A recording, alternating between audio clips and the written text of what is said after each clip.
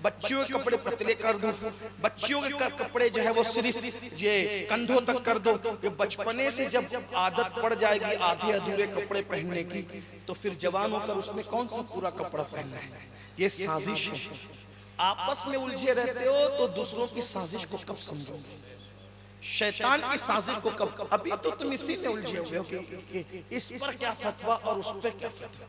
मैं आपसे पूछता हूँ रसूलुल्लाह का तुम पे क्या फतवा है, वो कभी सोचो। मैं किसी भी फतवा हक का मुनकिर नहीं हूं, लेकिन मैं तुमसे पूछता हूं तुमको यही फिक्र है। अभी अमीनुल कादरी के बारे में मुफ्ती साहब ने क्या कहा, और नाजिम साहब के बारे में मुफ्ती साहब, कभी अपने बारे में भी सोचा मुझ पे क्या फतवा है। किसका किसका मौला अली का क्या फतवा है, फारूक आजम का क्या फतवा है, गौसे आजम का क्या फतवा है। मौलाए कायनात फतवा दिया करते थे कि बेनमाजी काफिर है। अल्लाह, हवाला सुन लिया, अपनी फतावा रज़विया उठा के पढ़। सैयदी आला हजरत इमाम अहले सुन्नत ने मसलक नकल करते, मजहब नकल करते हुए लिखा कि 100 से जायद सहाबा का फतवा है कि बेनमाजी काफिर है। लेकिन चूंकि हम हनफीउल मसलक होने की वजह से उसमें तावील करते हैं, और हम हनफी हैं, और हम इमाम आजम ने जो तावील पेश की है हम उसके मुनकिर नहीं हैं। हम डायरेक्ट बेनमाजी को काफिर नहीं कहते, लेकिन साहबा ने जो फतवा दिया उसका क्या। आपसे पूछता हूं, कभी लर्जे सरकार गौसे आजम रज़ी अल्लाह ताला हम्बलीउल मसलक थे, जो हम्बलियों ने कहा कि बेनमाजी का काफिर है, उसका क्या। इमाम शाफी जैसा शख्स बेनमाजीपन को कुफ्र कहता है, इसका क्या। कभी सोचा।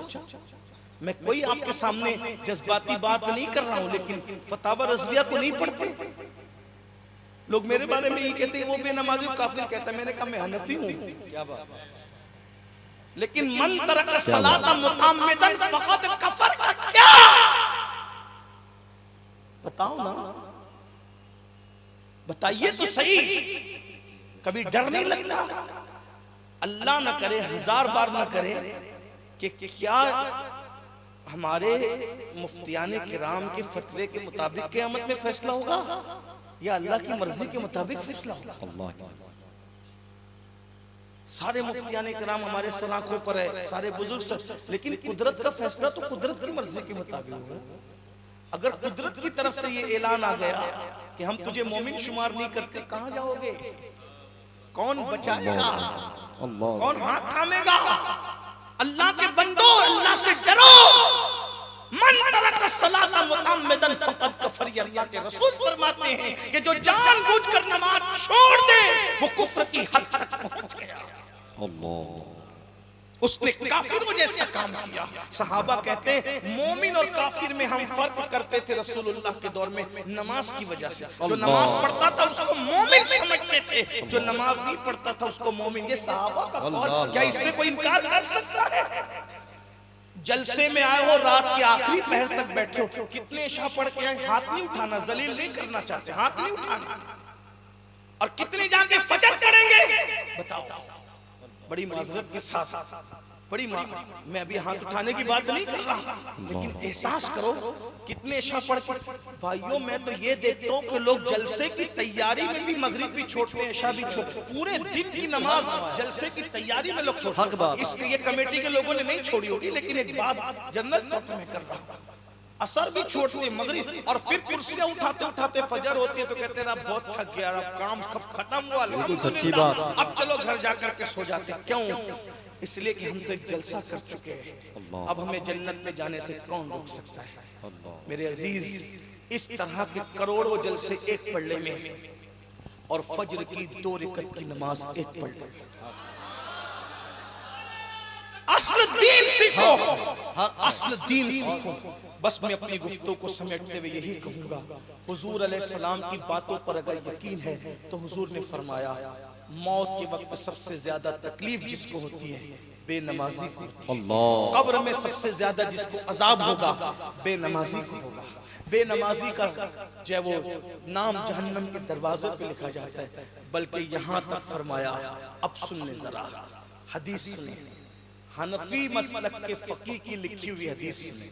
रसूलुल्लाह की जो हदीस, फकी अबुल्लाह समरकंदी लिखते हैं कि अल्लाह के रसूल अलैहिस्सलाम ने हज़रत अबू हुरैरा से कहा, अबू हुरैरा बेनमाजी के साथ न बैठा कर। जैसे हम अपने बच्चों को शराबी के साथ बैठने से मना करते, जुआरी के साथ बैठने से मना करते, चरस और भंग पीने वालों के साथ या बिगड़े हुए लोगों के साथ बैठने से हम अपने बच्चों को उसकी सोबत में मत रहना, उसके आका किसकी सोबत में रहने से मना करते थे। सरकार अलैहिस्सलाम अबू हुरैरा जैसे सहाबी को कह रहे हैं, अबू हुरैरा बेनमाजी के साथ न बैठा करो, क्योंकि बेनमाजी पर आसमान से मुसलसल लानत बरसती रहती है। ये फकी अबुल्लाह कुर्रतुल उयून के अंदर ये हदीस लाए हैं। अब आपसे पूछता हूँ, ये इतनी लानतें जो बरस रही है, ये क्या है? अल्लाह के रसूल अलैहिस्सलाम ने बदबख्त किसको कहा, महरूम किसको? देखो, जिसको हुजूर महरूम कर दो उसको कोई नहीं नवाज सकता। बस मैं अपनी गुफ्तगू यहाँ समेट रहा हूँ, बस तवज्जो। जी जी जी, आप बहुत अच्छे से सुन रहे हैं, और लेकिन अगर आप अमल का जज्बा पैदा कर ले, मैं समझूंगा मेरा आना कामयाब हो। तवज्जो फरमाइए, हुजूर जिसको दें उसको कोई महरूम नहीं कर सकता, लेकिन हुजूर जिसको महरूम कह दे कोई दे सकता है। मुफ्ती आजम उड़ीसा का शहजादा मौजूद है, वो खुद भी मुफ्ती है, क्या बात, इब्नुल मुफ्ती भी है और अबुल मुफ्ती भी है, सुभान अल्लाह। उनकी मौजूदगी में एक जुमला कह रहा हूं, जिसको हुजूर महरूम कर दे फिर उसको सिद्दीक अकबर भी नहीं नवाजे। मैं अपनी जिम्मेदारी पे बात कर रहा हूं, अगर गलत कहूं तो आप मेरी इस्लाह करें। सिद्दीक अकबर भी नहीं, मौला अली भी उसको नहीं नवाजेंगे, गौसे आजम भी उसको नहीं नवाजेंगे। किसको? जिसको हुजूर महरूम कर दे। ये बात पे ईमान लाते हो कि नहीं लाते? बल्कि एक बात और बड़ी कह दूं, जिसको हुजूर महरूम कर दे उसको अल्लाह भी नहीं नवाजेगा। औलिया अल्लाह तो दूर की बात, उसको अल्लाह भी, जिसको हुजूर महरूम करते उसको अल्लाह, इसलिए कि उसी को खुदा भी देता है जिसको हुजूर चाहते हैं। मेरे इमाम कहते हैं, बखुदा खुदा का यही है दर, नहीं और कोई मफर मकर जो वहां से हो, यही आके हो जो यहाँ नहीं तो वहां नहीं। खल्क के हाकिम हो तुम, रिज़्क के कासिम हो तुम, तुमसे मिला जो मिला तुम पे करो रो तुम। सुभान अल्लाह। अल्लाह के रसूल ने अब महरूम किसको कहा और बदबख्त किसको कहा, ये भी मैं कुर्रतुल उयून से हवाला पढ़ रहा हूँ। हवाला इसलिए पढ़ रहा हूँ कि लोग मेरे सर जड़ते हैं। हाँ, ये कह दिया, कहा कि मुझसे पूछ भी लिया करें ना कि क्या क्यों। हम तो फिक्र रजा के पहरेदार हैं, हम उससे हटकर आगे पीछे क्यों होंगे। इमाम अहले सुन्नत की रूह कंधों पर पहरेदार होती है जब हम लोग गुफ्तगू करते हैं। हाँ, कि जरा जबान को भी कंट्रोल में रखो, इसलिए कि यहाँ की वाहवाही कुछ नहीं है, कुदरत की अदालत में भी तो खड़े होना है। तो रूह रजा के भी जवाब दे हैं हम, इश्क की अदालत। अदालत तो कुदरत की एक ही है, लेकिन इश्क की अदालत भी तो कोई चीज है ना, इसलिए हम फिक्र रजा से हट के बात नहीं करते और ना करना चाहते। और कभी शोमी किस्मत से निकल जाए तो फिर हम उधर रहना भी नहीं चाहते, जल्द रुजू करके लौट आते हैं कि हमारे बुजुर्गों का वतीरा यही है। लेकिन बात सुन ले तवज्जो के साथ, बदबख्त और महरूम हुजूर अलैहिस्सलाम ने किसको कहा? अल्लाह के रसूल अलैहिस्सलाम अपने सहाबा से कहते, ऐ मेरे सहाबा, दुआ करो कि अल्लाह किसी को ना बदबख्त करे ना किसी को महरूम। दुआ करो, सहाबा से दुआ करवाई जा रही, दुआ करो ना अल्लाह किसी को बदबख्त करे ना किसी को महरूम करे। सहाबा किराम को ये बात कही गई, फिर खुद ही कहा, अल्लाह के हबीब सच्चे नबी ने, तुम मुझसे सवाल नहीं करते कि बदबख्त और महरूम कौन है? तुम मुझसे पूछते नहीं कि बदबख्त और महरूम कौन है? कौन है बदबख्त, कौन है महरूम? तो सहाबा किराम ने इसके हमारे माँ बाप आप पे कुर्बान, मेरे आका सल्लल्लाहु अलैहि वसल्लम बताएं कि बदबख्त और महरूम कौन है? तो मेरे आका फरमाते हैं, जो नमाज को जानबूझकर छोड़ देगा वो बदबख्त भी है, वो महरूम भी है। अल्लाह, आप बताएं, जब हुजूर की बात पर यकीन है, वो यकीन है जो मौला अली को था, वो यकीन है जो सिद्दीक़ अकबर को था, वो यकीन है जो सुराका को था। अगर दिल में वो यकीन है तो फिर सोचो कि हम महरूमों के सफ में खड़े होंगे कि नहीं होंगे। सोचो तो सही, हम महरूमों की सफ नमाज छोड़ ले, मस्जिदों को वीरान करते हो। आज हमारी मस्जिदें वीरान है, मस्जिदें मर्सिया रो रही है मस्जिदें। मुसलमानों तुम्हें न रुलाया जाता अगर तुमने मस्जिदों को न रुलाया होता। जलसे बहुत हो रहे हैं, जलसों में बहुत आबादी है, उर्सों में भी आबादी है और जलसों में भी आबादी है। मस्जिद कहाँ है वो तो बताओ। मस्जिदें वीरान है। और याद रखना, उर्सों की आबादी नफिल है, जलसों की आबादी नफिल है और मस्जिदों की आबादी फर्ज है। जब तक मस्जिदों को आबाद नहीं करोगे, बैतुल मुकद्दस कभी खतरे से बाहर नहीं निकल सकता। हम हिंदुस्तान में बैठकर बैतुल मुकद्दस को खतरे से ताकत की वजह से नहीं निकाल सकते, लेकिन सजदों की बरकत से उसको खतरे से जरूर निकाल सकते हैं। अरे सजदों से बैतुल मुकद्दस की मदद करो, हर मस्जिद को भर दो, आबाद कर दो, सजदों से आबाद कर दो। फजर में मस्जिदें भर दी जाए, ज़ोहर में लोग आए तो पता चले कि आज जुमा तो नहीं है, ये माहौल बना दो। इंशाअल्लाह मस्जिद अक्सा भी खतरे से निकलेगी और तुम्हारा वजूद भी। सजदे में पावर कितना है। अरे जिस सजदे से जन्नत मिलती हो, जिस सजदे से खुदा मिलता हो, जिस सजदे से कुर्बे रसूल मिलता हो, उस सजदे से कौन सी नेमत नहीं मिल सकती। आ जाओ सजदों की तरफ, और अगर नहीं आओगे तो फिर रसूलुल्लाह के फरमान को पेश कर दूं, तुम्हारी दास्तां तक भी न होगी। दास्तानों में मुसलमानों हुजूर का फरमान सुन लो, आका का फरमान सुन लो। अल्लाह के रसूल अलैहिस्सलाम फरमाते हैं, जो जानबूझकर नमाज छोड़ दे, क़यामत के दिन उसके साथ मेरा कोई वादा नहीं है, वो मेरे जिम्मे से बाहर है, वो मेरे जिम्मे से खारिज है। अब मैं आपसे पूछना चाहता हूँ, जिसको रसूलुल्लाह अपने जिम्मे से बाहर कर दे, जिसको हुजूर अपने जिम्मे से खारिज कर दे, भाइयों बताओ ना, उसका कौन पुरसाने हाल होगा, उसका कौन मददगार होगा, उसकी इमदाद कौन करेगा। इसलिए हुजूर की बातों पे यकीन है। बड़ी माजरत के साथ आज तो कुछ जालिमों ने हुजूर की बातों को भी ऐसे अंदाज में बातें करना शुरू कर दिया कि लोग जरी हो गए। ये हदीस तो फला किताब में नहीं है, इसलिए हम नहीं मानेंगे। मैंने कहा ये बात कोई जरी कर सकता है कि किसी की फला किताब में नहीं, हम नहीं मानेंगे। मैंने कहा हमने इमाम बुखारी का कलेमा नहीं पढ़ा है, बुखारी हमारे सर का ताज है, लेकिन हम वो लोग हैं, हम कहते हैं किताब की कैद नहीं। अगर हमारे नबी की हदीस किसी दीवार पर, टूटी हुई दीवार पर लिखी होगी, तब उस हदीस का भी एहतराम करेंगे और उस टूटी हुई दीवार का भी एहतराम करेंगे। किताबों की वजह से हम हदीस पे ईमान नहीं लाए, हदीसों की वजह से हमने किताबों का एहतराम करना सीखा है। ये बात अच्छी तरह याद रखना। इमामों की वजह से रसूल को नहीं माना, रसूल की मोहब्बत में हमने इमामों को इमाम माना है।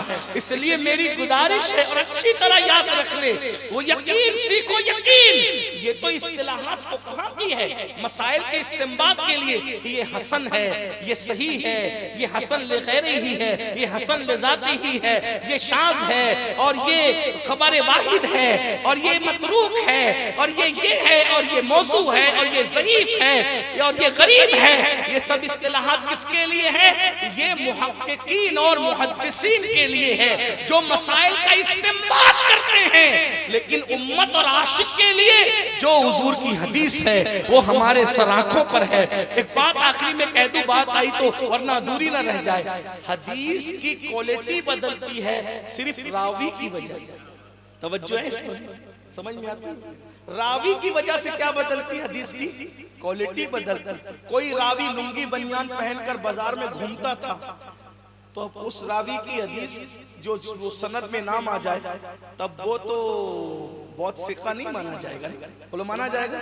बाजार में चलते चलते ककड़ी खा लिया, तब वो सिक्का तो नहीं माना जाएगा ना, मुरव्वत से बाहर हो गया ना। ऐसे ही है ना।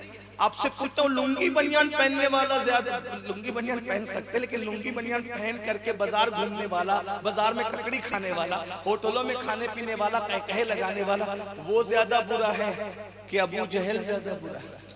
बोलो भाई, बोलो भाई, कौन बुरा है? अबू जहल कौन? फरमाया इस उम्मत का फिरौन है अबू जहल। सही है, ठीक है। अब हदीस कौन सी माने कौन सी ना माने? हम साहबा का मसलक क्या है?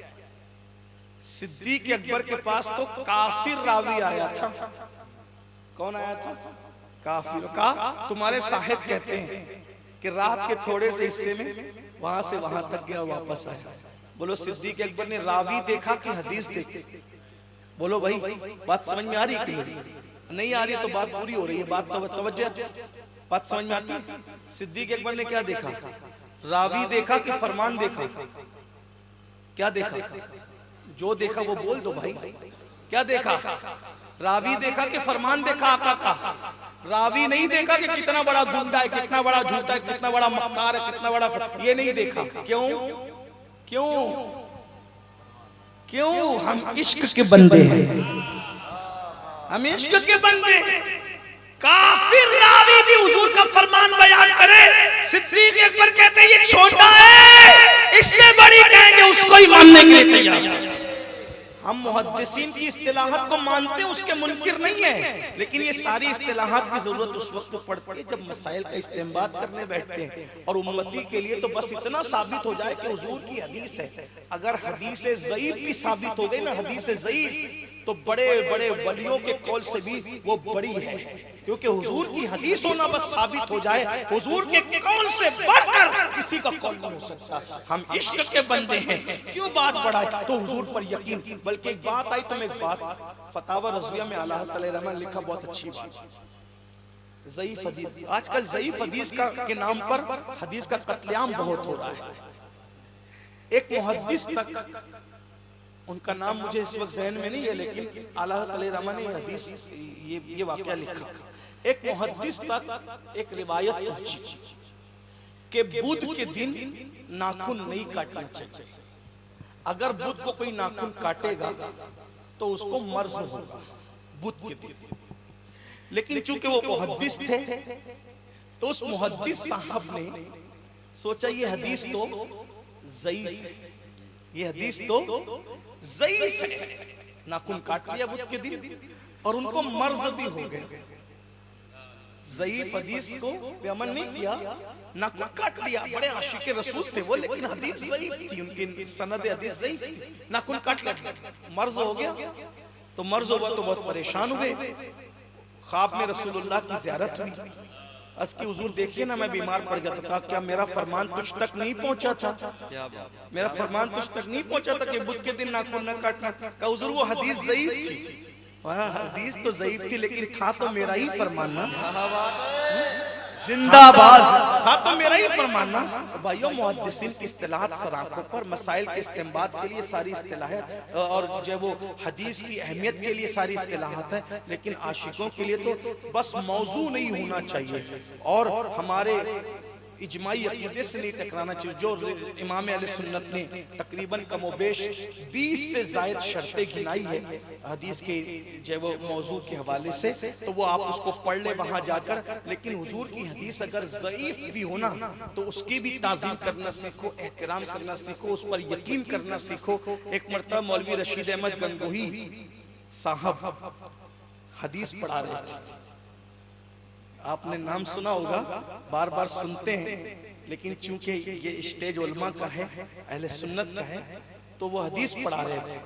मौलवी साहब को गुलाब का फूल बहुत पसंद था, गुलाब का फूल। तो हदीस पढ़ाते पढ़ाते मौलवी साहब ने कहा अल्लाह के रसूल को गुलाब का फूल बहुत पसंद था। तब शागिर्दों को जैसा पढ़ाते वैसे रिटर्न भी आता है। तो जैसे मौलवी रशीद साहब ने कहा कि रसूलुल्लाह को गुलाब का फूल बहुत पसंद था, तो शागिर्दों ने जो लिया था वही रिटर्न दिया। कहा हजरत ये हदीस तो ज़ईफ, जो पढ़ाया था पूरी जिंदगी वही रिटर्न मिला, जो दोगे वही मिलेगा, गिव एंड टेक। तो क्या होगा? मौलवी साहब ने कहा, क्योंकि मौलवी साहब को भी गुलाब बहुत पसंद था, तो कहने लगे रसूलुल्लाह को गुलाब बहुत पसंद था। तो शागिर्दों ने फट से जवाब दिया ये हदीस तो ज़ईफ है। तो चूंकि मौलवी साहब फिर वो जवाब देते, अरे बच्चों हदीस तो ज़ईफ है, मगर है तो हदीस ही ना। क्या है तो हदीस ही ना। बात तो बन गई। अब मैं आपको यही सबक सुनाने आया हूँ, सिखाने आया हूँ। जब हम अंगूठे चूमते हैं तो यार लोग कहते हैं ये हदीस ज़ईफ है, तो रशीद अहमद साहब के लबो लहजे में कह दिया करो कि है तो, बोलो भाई, है तो हदीस ही ना। तुम्हें गुलाब पसंद है तो हदीस ही ना। हमें अंगूठे चूमना पसंद है तो हदीस ही ना। है तो हदीस ही ना। ज़ईफ है लेकिन है तो हदीस ही ना। मैं निसार तेरे कलाम पर मिली यूं तो किसको ज़बान नहीं। वो सुखन है जिसमें सुखन न हो, वो बयां है जिसका बयां नहीं। फुसहा अरब के बड़े बड़े तेरे आगे यूं दबे नचे। कोई जाने मुंह में ज़बान नहीं बल्कि जिस्म में जान नहीं। तो बोलो हुजूर की बात पे यकीन करोगे इंशाअल्लाह। हमें अपनी माओ का बेटा होने पर जितना यकीन है, जुमले पे तवज्जो करें, हमें अपनी माओ का बेटा होने पे जितना यकीन है उससे ज्यादा रसूलुल्लाह के फरमान पर यकीन होना चाहिए। और रसूलुल्लाह ने फरमा दिया, बेनमाजी सबसे ज्यादा अज़ाब भुगतेगा, बेनमाजी मरते वक्त तड़पेगा, बेनमाजी मरते वक्त तड़पाया जाएगा। प्यास इतनी लगेगी कि 7 समुंदर का पानी भी निचोड़ दिया जाए तो उसकी प्यास कोई बुझा नहीं सकेगा। जब ये आका के फरामीन हम तक पहुंच चुके, क्यों नहीं डरते, क्यों नहीं तौबा करते? एक वक्त की नमाज के लिए सिर्फ 10 मिनट का टाइम लगता है। कितना? 10 मिनट। 10 मिनट में क्या जाता है? 24 घंटे अल्लाह ने दिए, 5 नमाजों के लिए सिर्फ 50 मिनट। नहीं दे सकते 50 मिनट? कौन लोग नहीं दे सकते 50 मिनट अल्लाह रसूल के नाम पे? जरा हाथ उठाए तो जो नहीं दे सकते, और जो दे सकते जरा आप हाथ उठाए।